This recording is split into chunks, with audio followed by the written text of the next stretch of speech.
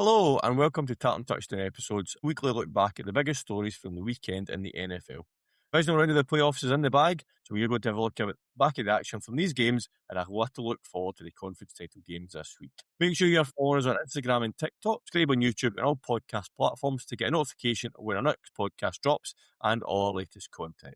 With the Super Bowl only 2 weeks away, the Tartan Touchdown team are delighted to announce that we've been invited to host an event at Committee Rooms 9 in Glasgow on Super Bowl Sunday. So from 9 to 10 on Super Bowl Sunday, we'll be hosting an NFL-themed quiz ahead of the build-up to the big game. There'll be a special Super Bowl-themed menu on the night and the place will be packed for the game. If you don't have any plans yet, come on and join us and just get in contact with Committee Rooms 9 to book your table. A big thanks to Craig Grant, Laura Campbell and everyone at the Scotsman Group for reaching out to us and working on us with what will be a great event. For now though, let's get back to what has just happened in the NFL. Joining me on the show for the first time in a little while, someone else that had no stake in the playoffs this year, is Brian. How are you? This is great because it's I do have no stake in the playoffs, so I just get to enjoy football. I don't need to sit and be overly invested in any particular team's performance. I just get to enjoy good games. I'm very well, mate, and yeah, it has. It's been a hot minute since I've been on, so I'm delighted. As I say, the playoffs have been brilliant, so very much enjoying it. It's good to enjoy the playoffs as a neutral, as long as one of the other teams in your division isn't playing, because then you're really not a neutral. But generally, anyone but the Steelers, always, but still. And as I alluded to last week, we have a special guest on with us tonight, in proper Troy McClure style. You may know him from such things as an actual NFL advert. Collins and likely the world's most dedicated Texans fan. It's a Celtic Texan. Welcome back, Graham. How are you? I'm doing okay, I suppose. I've had a bit of time to digest what happened yesterday. Unlike Brian, I did have a stake in the playoffs, but now I join you guys on the couch with no stake. So, yeah. Excellent. And then, talking of stakes, there was a stake right through your heart, which we will come to in a little bit, so don't worry about that. So, however, we're going to start with Saturday night with the divisional games. On the other AFC matchup at Mayo, the Broncos hosting the Bills. In the first 2 quarters of the game, the teams traded a touchdown, a field goal, and then we had a crazy 4 minutes either side of half-time. The Broncos scored a touchdown to go 7 points up with less than 2 minutes and a half. Josh Allen then fumbled the ball on the Bills' next possession, leaving 2 seconds on the clock for Will Lutz to kick a field goal and give them a 28-10 half-time lead. However, for the Bills, they were quite fortunate because they were getting the kick-off to start the second half to try and get back into the game. Fortunately, they fumbled again and it turned into a field goal for Denver. So there was 23-10. We're just in the side of the second half, and it looks like the Broncos are fairly strong position. The teams would trade interceptions in the third quarter. However, the Bills then went on a run and got up 17 unanswered points to lead the game by 4 with 55 seconds left to go. Bo Nix would then connect with Marvin Mims on a beautiful play to restore the lead by 3. The Bills would then level the game up and take this to overtime. And after the Broncos punted, the Bills were driving for the win when Allen was picked off again. The Broncos would go on and win and kick the winning field goal to send them to the AFC title game. And a wee bit of breaking news. We've had this the last couple of weeks, some breaking news. The Bills have decided to move on from Sean McDermott. So they are now one of our... At one point we had 10. We've now got 2 head coaches in position. So we're now with 8 teams needing a head coach this season. But was this Josh Allen's best chance to win a Super Bowl? And why has it all went wrong again? Was it his best chance to win a Super Bowl? Yes. In short, are we likely going to see a universe in the next couple of years where you have got no Lamar, no Joe Burrow, no Patrick Mahomes in the playoffs at all? No, unlikely. Chiefs might go on a kind of mini rebuild and they miss again, maybe. But Ravens have got a solid roster. The Bengals have got a solid offense. And yeah, they're going to be thereabouts. So I do think it was one of the best years he's going to have to make it through there. What went wrong? I have been saying this all season. I have not shut up about it. I shall not shut up about it. And I'm going to keep talking and talking and talking about it. Get the man some wide receivers. Good grief. I'm expecting a phone call to go and play in Buffalo at this stage. Yeah. That is, honestly, you look at the receiver play generally that he has. Josh Allen is one of the best quarterbacks in the game. It's not a debate. It's not an argument. He just is. And he has, ever since the Diggs trade, he has not had a number. He's not a 1,000-yard wide receiver. Since then, it's embarrassing. It's something the Bills have not addressed. And we've seen all the stuff all year with, Coleman being a healthy scratch, the discipline issues, all of the rest there. they've had opportunities to go and fix this and they just haven't. And this is what happens. So, yeah, was this the year that should it really have been at Buffalo fans, Bills Mafia? I kind of think it should have been, particularly when we look at what's happened with the other teams. We'll talk more about it later. There's so many things that would have fallen right if the Bills could have won out this game, but just didn't do it. Yeah, I mean, they called up Nicole Hardman from the practice squad and Curtis Samuel. They got to get him back from injury or to come up for the practice squad.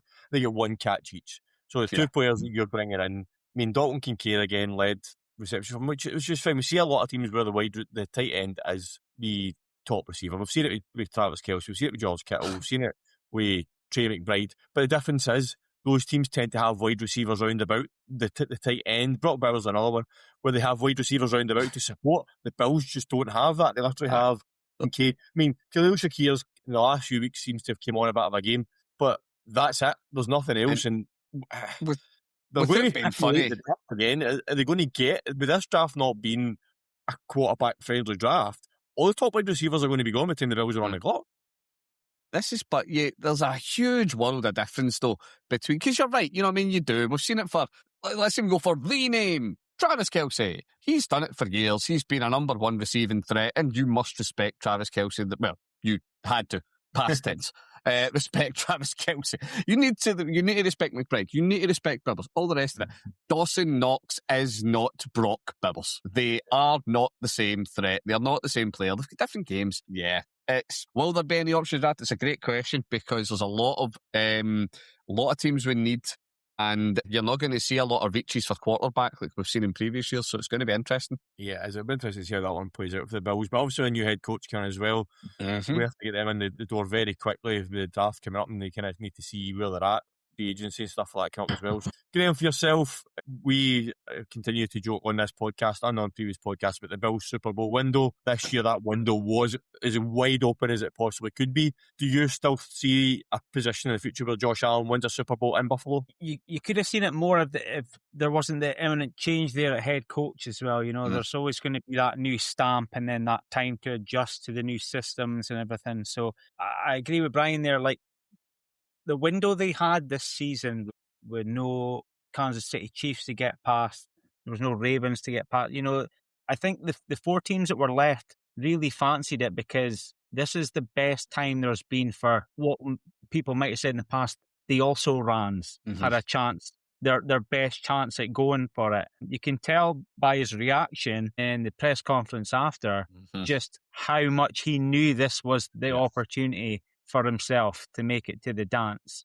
I think I totally agree, lacking in wide receiver options, and I think a lot of people just gloss over the fact that, you know, Josh Allen takes games on his back and that, and I think sometimes there's so much pressure for him to do that. We see mistakes being made, like you mentioned that fumble. That fumble was wild. Yeah, the first one. It actually looked as if he threw it backwards. It was so awful, you know, but that's a guy who's just trying his hardest to get his team to where it needs to be with no help. Yeah. I think the thing is with Josh Allen, when you've seen him, like, he's not always, like you said, but he's not always had the receivers, but when he has these receivers on their game, they're catching balls. So you've got James Cook doing what he does. And you see Josh Allen relax and not have to carry the team on his own back. He's probably unstoppable, I would say. When he doesn't have to worry about carrying that team, he's unbelievable as a quarterback. And it's just like, the Bills, why do they not recognise? I don't know. There's obviously something where they don't recognise the need for a wide receiver in Buffalo, and they think they've got enough okay ones. And they try to do the Chiefs thing where we've got an elite quarterback and we get by with okay wide receivers. That happens twice in our lifetime. Once in New England and once in Kansas. I mean, it's just, hopefully when they get the new head coach in, you've got to imagine they'll go with an offensive-minded head coach that's going to come in. So surely they're going to come in and say, we need to get pieces round about Josh Allen, because everybody in their granny can see that it needs to happen. So hopefully, for Josh Allen's sake anyway, for Bills Mafia, that they can make that step forward in the next couple of years, because like you say, the window is closed in terms of everybody will be back to their best next year. Imagine the best next year. Yeah, that was that one shot that they had where they could have got there easily. Next year they're going to have to work even harder again for it. So anyway, let's move on. The Broncos, we found out post-game, unfortunately, that Bo Nix fractured his ankle. I think it was the second last play of the game. They kind of just tried to get in a position for the field goal to get the right angle for the on the right hash mark for Will Lutz to kick the field goal. He fractured ankle, he's done for the season, which we will discuss the implications of that as we go on throughout the show. But heartbreaking, Brian. He's been great. You've been on the Broncos bandwagon all year. He has been very good from the last 2 years, and you're like, you've got your team to the AFC title game, and you're now. It's like, to relate it to soccer, it's like the guy getting booked in the semi-final of a World Cup final and missing the final. That's kind of where we're at with this situation. It's heartbreak, isn't it? It is devastating. Broncos country, it's just such a bitter pill to swallow. The offense has actually been looking good. My only concern with that team is that I've always been saying all year, they're putting up good results, but the eye test, they're passing that now. We're getting post-season Bo Nix, end of the season Bo Nix is looking like end of the season last year Bo Nix, who was fantastic, was capable of driving that team's offense every single week. And to go out at this point in the year, but hey, we get to see Jarrett Stidham. We do. Get to see Jarrett Stidham in a championship game. Who put money in the bookies for that? It is heartbreaking though, because you do need to ask yourself, does that kill what has been an incredible season for the Broncos? Yeah, and it is such a freak injury as well. Like, it's not even as if it was a bad hit or a twist of knee. It was just a pure bad bit of luck to happen on that play. You know what I mean? So, but we mentioned Jarrett Stidham. We'll come back to talk about him in a wee bit. But yeah, we'll cover that off with Bo Nix. Hopefully we see him back playing with the Broncos next year. Maybe as defending Super Bowl champions, who knows? Maybe. So the second game of Saturday night was a repeat of the Week 18 showdown in the NFC West, as the 49ers travelled to Seattle to try and get to the NFC title game. Unfortunately for the Niners, this game went pretty much the exact same way offensive as the previous matchup did. However, this time they did manage a second field goal and got 6 points on the board. However, the Seahawks did put their foot on the gas this time and let them up for 41 points. The complete dismantling from start to finish, and by start, I mean the start. Rashid Shaheed took the opening kickoff from 95 yards for the opening score, and from that minute onwards, the Seahawks just did not look back at all.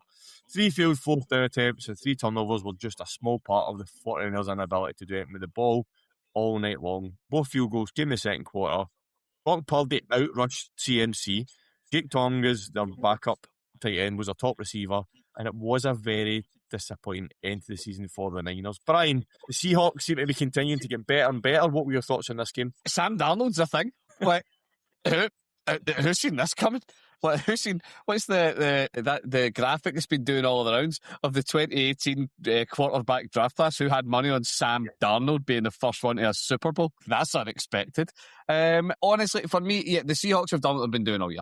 They're a very complete football team. They look good in every phase of every Shaheed kickoff return touchdown was just fantastic. He's just seen his gap open up and he was like, goodbye. Even with the attempted slide tackle for the kicker, which was quite something. Like, points are trying, mate. You gave it your college try. But yeah, they're a very complete football team. They are, for me, this was more the final death of the Niners rather than the Seahawks being incredible. The Seahawks were very good. They played a great game, and I don't want to take away from that. They've made it to the championship, all the rest. But this, for me, was we've been saying all year, how many weeks can Shanahan do it? How many weeks can he just cobble together the pieces of various parts of the Niners roster and put out a team that somehow still brings in wins? I thought they would do it again. I called the Niners to win this one because I was like, I don't understand how they're winning, but they're winning. So I'm not questioning it.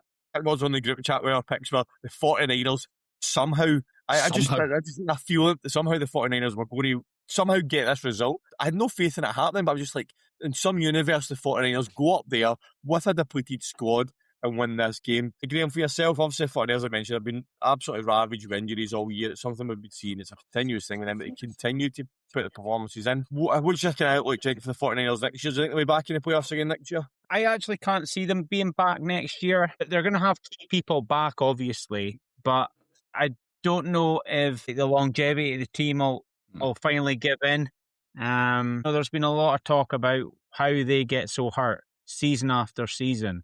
It seems to be like a recurring theme with the Niners that they're always banged up late in the season.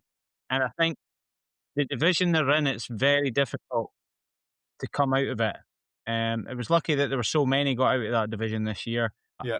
I honestly can't see them coming back this year. I hope they do. I've actually got a stake in the Niners. I love their long snapper, John Weeks. I think he's one of the best long snappers the league's ever seen. So I would love them to get past. I was actually like heart rooting for them. Head was with the Seahawks because I thought they would have too much for them.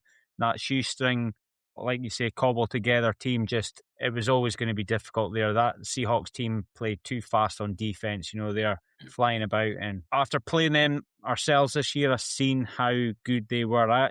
When the Colts were still good, I thought it was actually going to be the Colts and the Seahawks in the Super Bowl. After playing the Seahawks, just seeing how good they were. They're not even like that amazing on the offensive side of the ball, but their defense is so solid. And they've got a decent wide receiving core to help out Darnold. He actually didn't have to do much in the air in this game, I didn't think. So, I can't see the Niners coming back. No. Sorry, Dan. An interesting bit with the Niners is I didn't appreciate this until I just double-checked it there. They are the second oldest offense in the league. Oh. They average out at 29 and a bit, which, okay, yes, that's still young. If you're sitting listening in and you're sitting there sub-30, go you. But, talking about playing in the league, that is on the older side of it. So, yeah, it is a question that you do need to ask. Are the Niners finally in... did they enter full teardown mode? Yeah, I know what you mean. I'm just looking at their free agents this year. They've got a lot of free agents come up, but probably not a lot that are going to massively impact on the team. Gross Matos to the edge is probably the biggest one. Joanne Jennings, Kendrick Bourne, Sky Moore again. The long snapper you mentioned there, John Weeks. Again, he'll not cost a lot of money to keep. Brian Robinson, can't see them keeping him. So a free agency, it doesn't look too bad in terms of who they're going to lose in free agency. We do know they've got a lot of their key players tied down on big deals. So interesting to see. You're talking about the injuries for Niners. Have you seen this conspiracy theory about the Niners and why they get all these injuries? Yeah, the substation close to the training ground in it. And it eats away like the muscle material. Yeah, it's right next door to Levi Stadium and the training field. There's an electrical substation, right? And the field is apparently the electrical magnetic fields degrade collagen, the weakened tendons, that they cause soft tissue damage at levels that are safe. So it's a continuous exposure to it rather than the fact that it's just, and that's what I'm saying. But the exposure levels supposedly are through the roof that they're being exposed to. Honestly, sports science will go anywhere to explain an injuries and all that, I prefer my theory that Christian McCaffrey for the entire year has been ciphering the life force out of his teammates to ensure he can be injury free. I feel that has just about the same amount of scientific credibility. It's literally right across the road for the stadium and the practice field, so there might be something in it. Anyway, we'll move on we'll put our tinfoil hats off and we'll continue on with the podcast. Right, so we'll come back to the bit now where Graham, he's either been looking forward to talking to about us or absolutely dreading. We'll soon find out. Texans at the Patriots Sunday night. Graham, first of all, take us through what your reflections are of the game of the Texans fan. So some games when I'm watching them, I'll watch them and I get the chance to be very vocal on socials when I'm watching, and I can dip in and give comments as I'm going through the UK Twitter handle page. And last night's game was one of those games, and it was so frustrating watching CJ Stroud dissolve in front of my eyes, What to use? He's made of sherbet. To watch him be as bad as he was, and you could, and seeing the reaction on social media as the game was unfolding, and people, and this is pundits that I've seen defend him to the hilt, or even calling for Money Mills at the half. I genuinely, I was one of them. There was a point just before the halftime when you could see that his head was gone. You could just see it in his face. And it's we have nothing to lose here by putting Mills in at this point. Yeah. He's going to have the second half of all second halves to shake off all that voodoo from the first one and actually get us in a position to be competitive. So it was really difficult to watch. And then when D'Amico come out and said that the locker room's got us back, I get it. But every fan invested and every person on that team is there to support a team that wants to win a Super Bowl. And sometimes you just have to sit the guy down, regardless of what he's done for you in the past, and be like, look, it ain't happening today.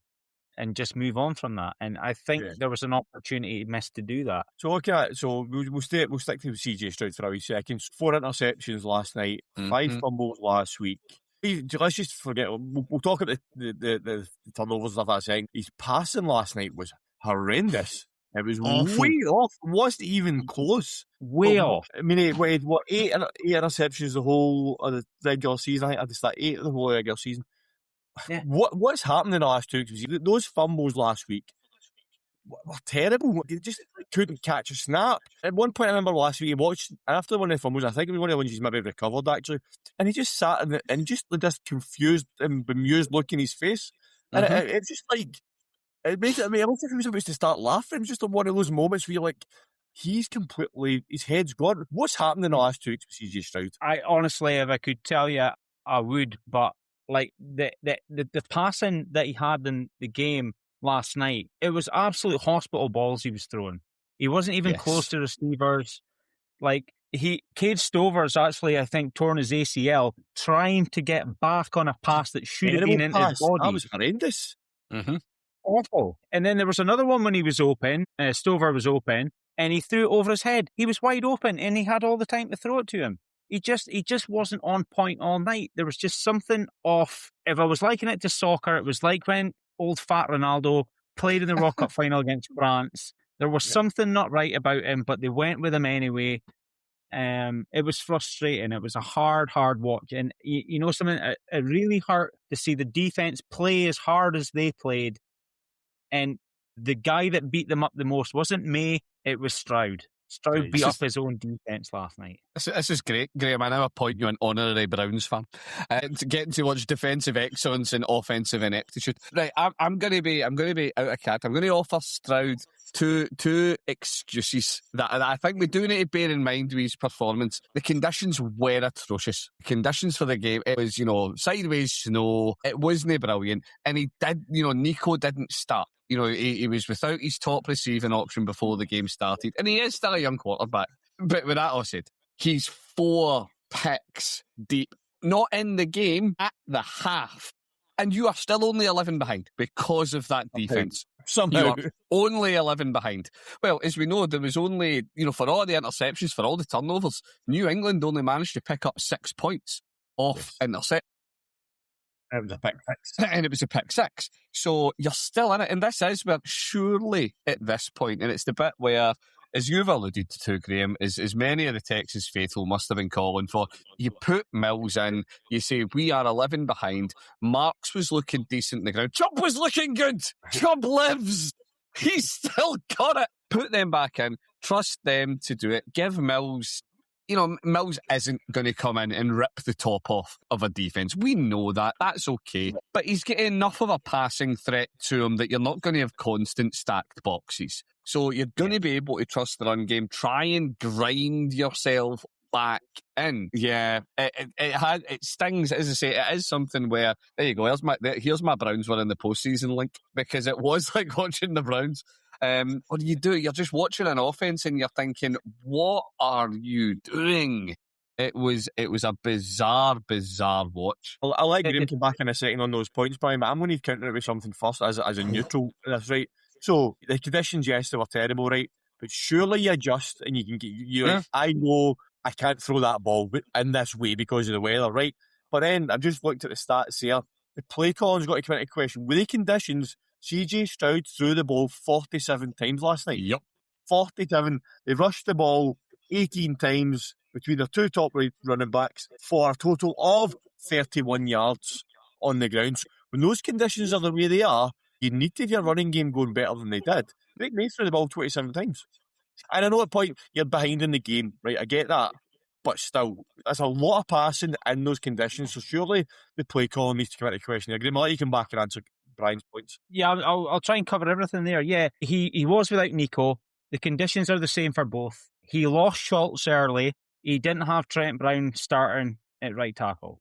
So there was some key elements there that weren't right. As for the run game, I don't think they could get Woody Marks going the way they wanted to early, because New England were very good at stacking the middle on defense, and they couldn't run it up the gut. Anytime we had success was when we bounced out wide until we brought in Chubb, who I think was far more productive on the ground. But he's a banger, he's a bigger unit. He's harder to take down. Woody Marks is far better at eking out and being like a receiving back.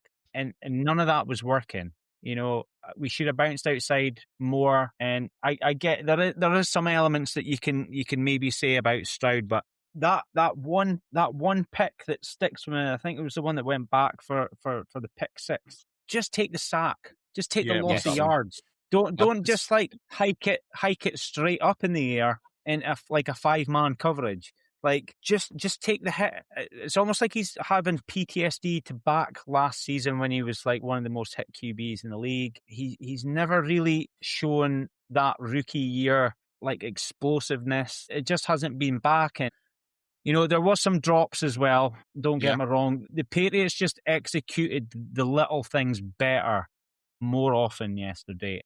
The defense ended up, I felt, gassed. And you might say that we'll have to chase the game and go to the air more, but it was 11 points at the half. There was a whole half to capture 11. You can stick with the run. You can just grind it out. Now, Slowick would have probably stuck with the run, but he would have gotten clever with it and moved it about a bit more. Cayley seemed to just let's hit the gut, and it just wasn't moving. We're just very fortunate in a lot of the games in that, I think it was a 10-game win streak there, that the defense bailed us out. And sometimes, last week it was 2 touchdowns for the offense and 2 touchdowns for the defense. They were scoring on par. And when that scoring facility falls away, like we got the ball out, May fumble it 4 times or something, or 5 times. He fumbled it.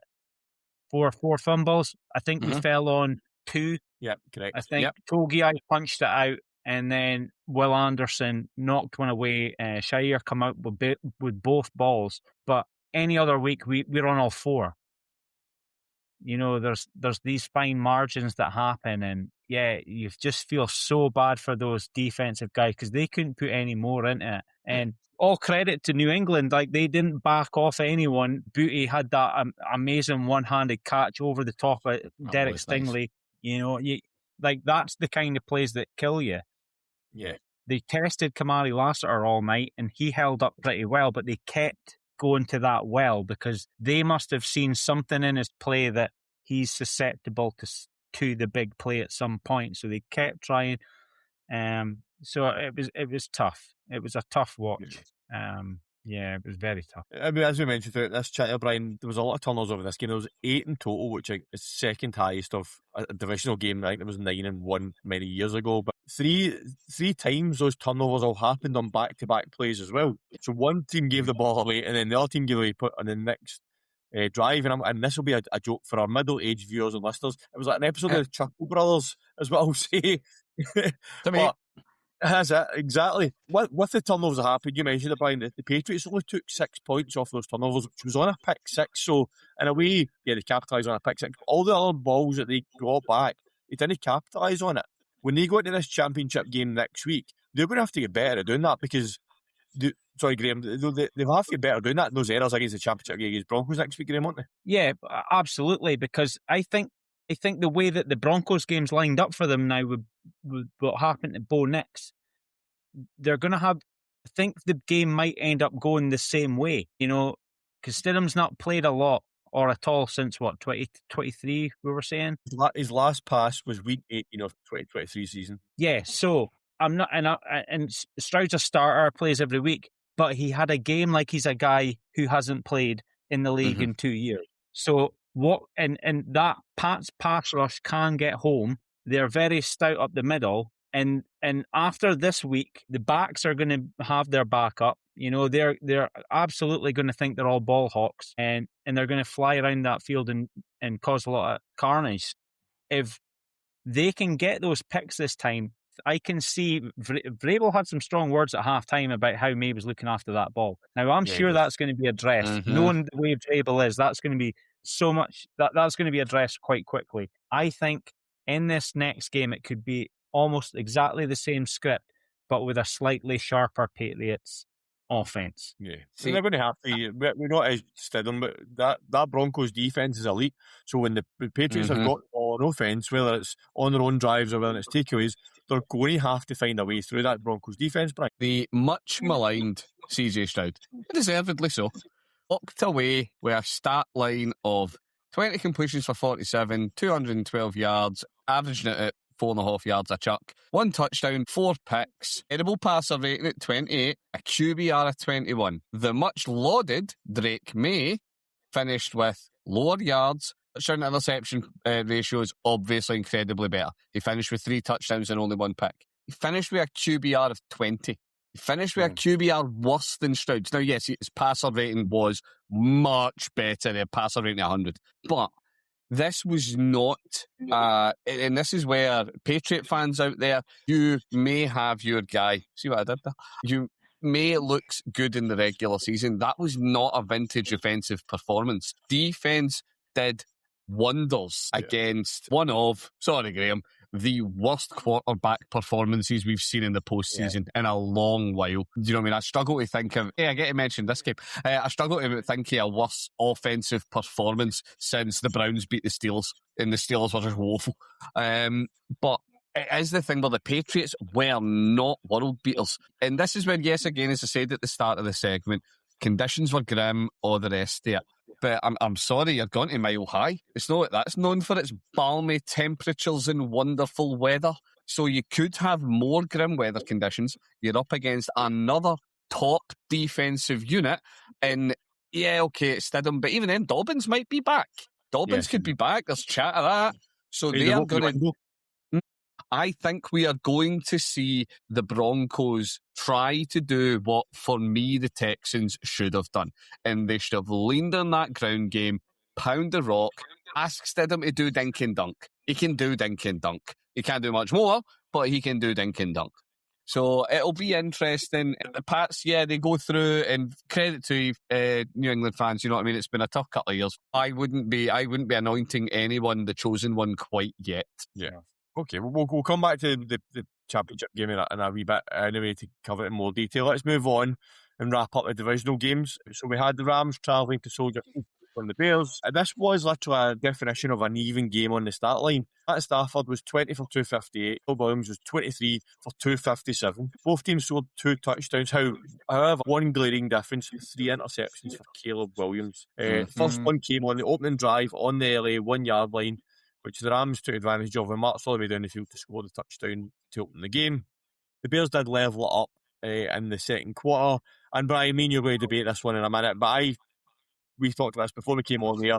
Brian Johnson's play calling, again, I'm still not convinced by fourth, you go for it in fourth down, you run it, but you throw the ball in, incomplete the first one, and you run in second, third, and fourth down, and you don't get the first down. He then done that again later in the game where he ran it on first, second, and third and tried to throw it in fourth. He turned over on downs on both occasions. Now, Brian, I disagree with it on both occasions. You're maybe seeing the picture from that one in the second quarter a bit better. Yeah, the first one I'm on board with. Like, I can give it. So it's one of these things. If you're an aggressive play caller and you win, you are a savant. You are an offensive genius and all the rest. If you're an aggressive play caller and you lose, you're an idiot and you need to be more conservative and you need to play the game more properly.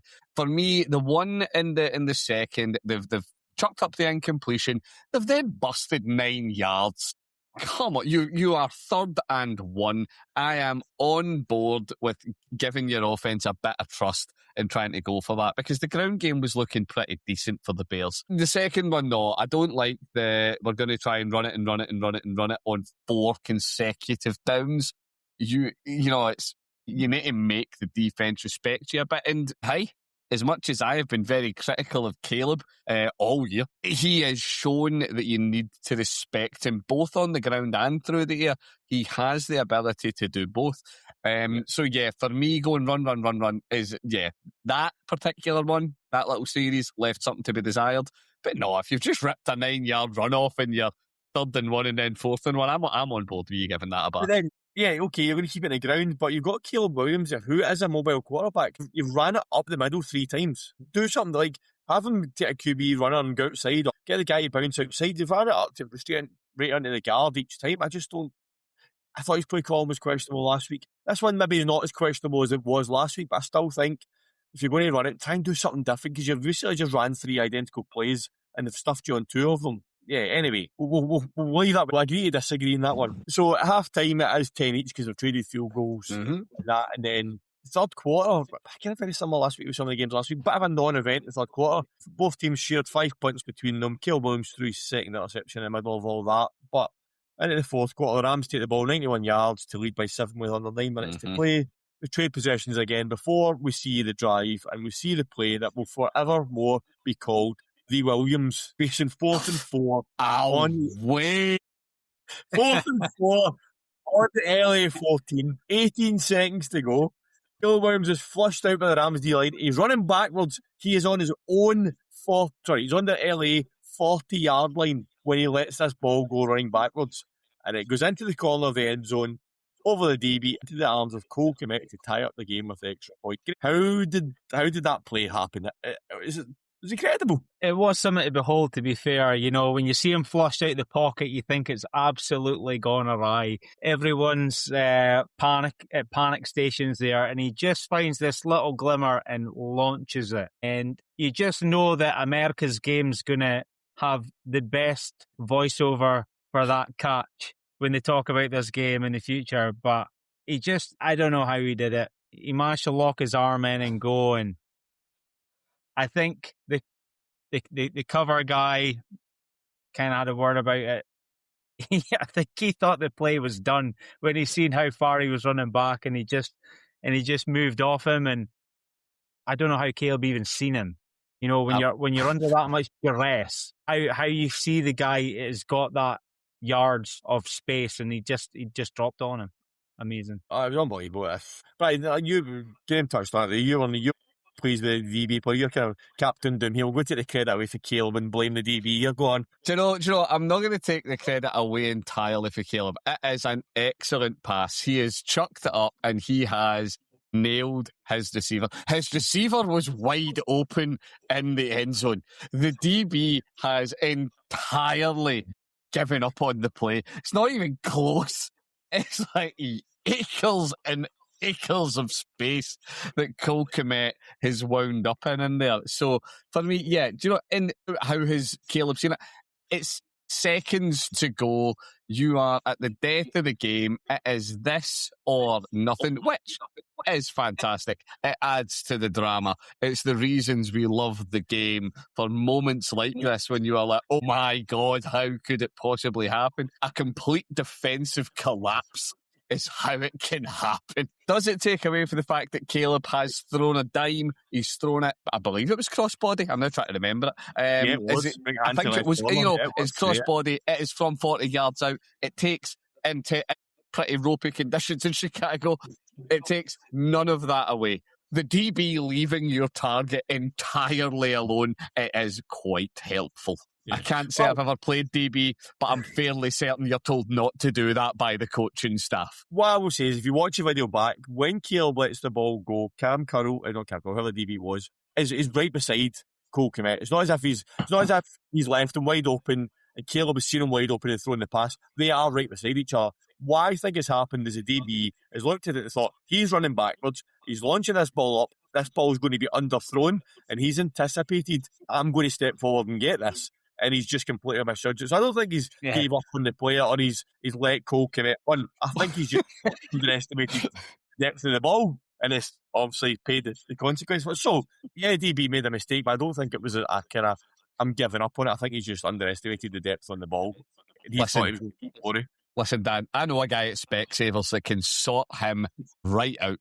Get that depth perception organised. Anyway, the game then goes into overtime. The Bears D stands strong again. It holds them at the Rams punt. The Bears get a chance to win it. They're moving the ball well. And then came the much debatable play. This play has been debated all day today, where Caleb Williams throws a deep ball on the cross where DJ Moore should be.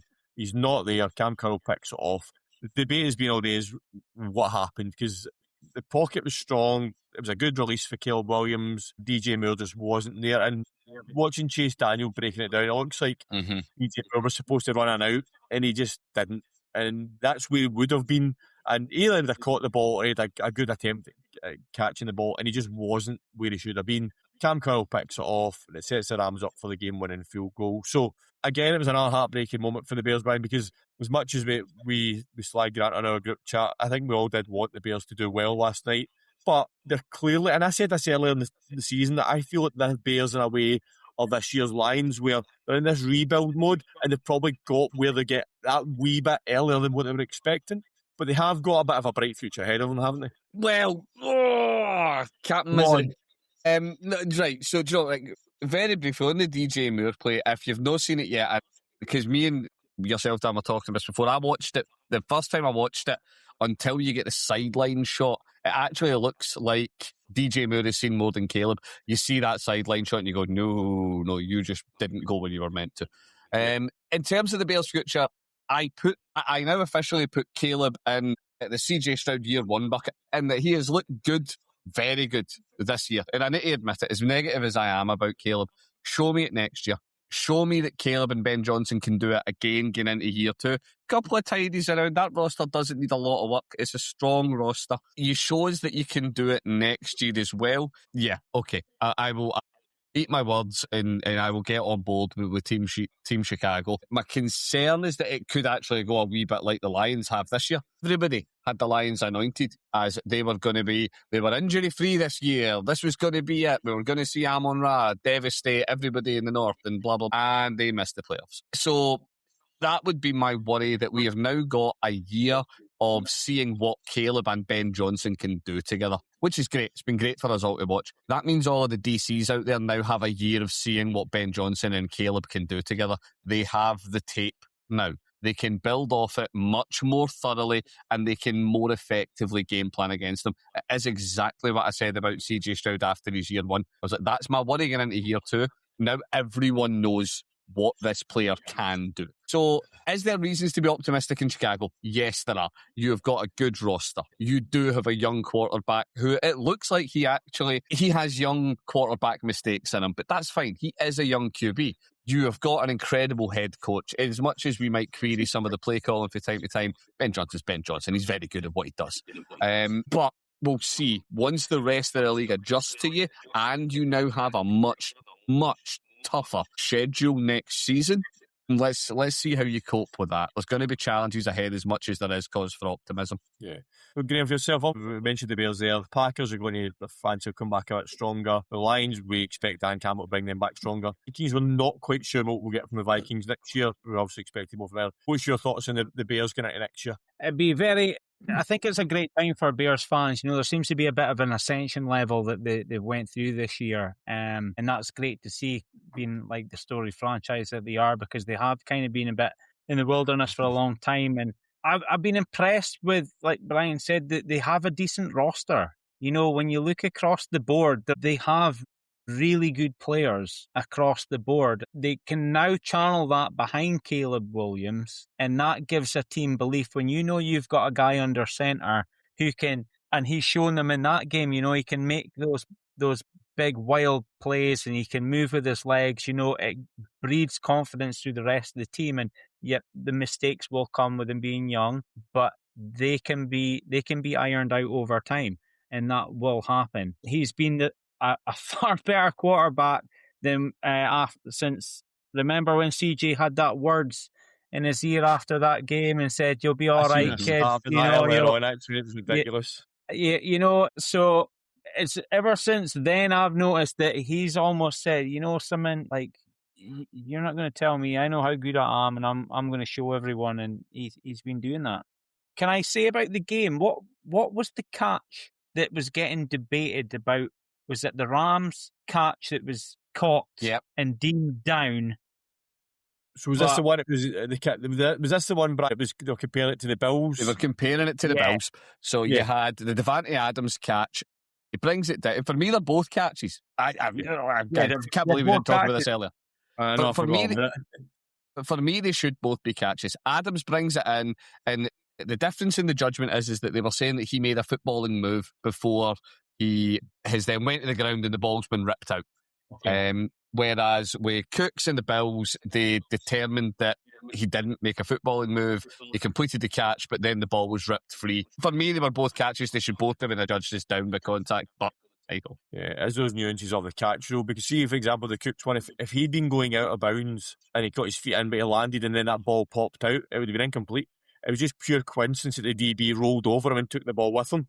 Yeah. I mean, so if that play had happened and the DB hadn't been there and that ball had popped out, it would have been incomplete all day long. I don't like the rule. I do think like he's got possession, he hits the ground, there's contact. That should be the end of the play. Yep. That for me, but that's by the rules. It was an interception, and they said Devontae Adams one. They're determined that he made a move to retain possession, a football move, which means when he was contacted, he is then down. I just wanted to get your opinions on it because when I was looking at it, I was like, "There's no difference." Exactly, Graham. It's the same thing. Yeah. It's just as a nuance of it all, I don't like it, but unfortunately, as the way Kansas City got away with it in the playoffs a year ago. Kansas City got away with everything. Like, you can just come up with every scenario that ever happened in the NFL. Kansas City got away with that because they did. But anyway, let's move on. We're speaking about the Broncos anyway, so let's move on to talk about the conference games. First up for us on Sunday night at 8 p.m. UK time, it's the Pats at the Broncos. As we discussed earlier on, Jet, it's the will start for the Broncos. You mentioned, Brian, that they're going to have to get the run game going, a bit of dink and dunk for Jarrett Stidham just to do what he needs to do without giving your pick away, because we're obviously going to release our picks later in the week. Brian, Graham, you're immune to this. You can talk about whatever you want. Where do you see this game being won and lost for either the Broncos or the Patriots, Brian, without telling us who's going to win? This is great because it's such a trite answer in the trenches. It's a game that's going to be, this is not a game, we are not going to see either of these teams rip it up through the air. I just don't see it happen. This is going to be a question of who establishes the run game best and which QB, when they are throwing it, can keep things clean. If we get, for whatever reason, the Broncos, let's say they go behind a couple of scores early, they start asking Stidham to chuck it, the game's done. The game is gone because it's just going to result in more turnovers. It's just going to drag them further behind. Equally, exactly the same. If the Broncos can get, a couple of fumbles, a couple of strip sacks, something like that, I can see them just putting the foot down because I just do not see either of these quarterbacks showing us that it's going to be some electric, passing game. It's just not going to go that way. Yeah. I mean, we talked about the Patriots last week. They did put the Chargers away where it was a poor performance by the Chargers until late. We've discussed in detail about the performance of CJ Stroud last night. They didn't put the Texans away until late either. So if they get in a position where they're keeping the Broncos in the game with Jarrett Stidham, they're going to find it harder to put the Broncos away than they are potentially the last two teams have faced, aren't they, Graham? I think so. And Brian's right with the dink and dunk and getting the run game going. He just has to be absolutely bang average as a quarterback to win this game. You don't have to ask too much. That's all Herbert had to be, and it's all Stroud had to be, was bang average, because you were going in there with solid defenses. And the Patriots having played the Texans defense now, they will be buoyed by the fact that people in the media have been saying that the Patriots haven't played any good, really, really good defenses this year.